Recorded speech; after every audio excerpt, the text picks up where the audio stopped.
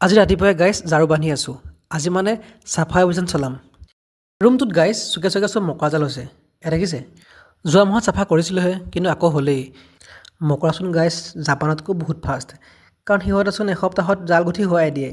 কি বা technology use কৰে সিহঁতেহে গম পায় দেই। তাৰপিছত মই কামত লাগি গ'লোঁ। চাফা কৰোঁতে বেছি টাইম নালাগে বাৰু, কিন্তু এলাহ কৰোঁ যে গাইজ, সেইকাৰণে মানে বহুত দিনৰ মূৰতহে চাফা কৰা হয়। আজি আকৌ এঠাইলৈ যোৱা কথাও আছে। ক'লৈ যাম ভিডিঅ'টো শেষত কৈ আছোঁ।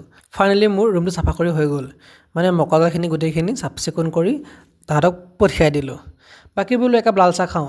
মানে আজি যিহেতু মই মন্দিৰলৈ যাম, সেইকাৰণে বোলো ভাত পানী খাই যিহেতু নাযাওঁ, ৰুটি আৰু লাল চাহ খাই আছোঁ।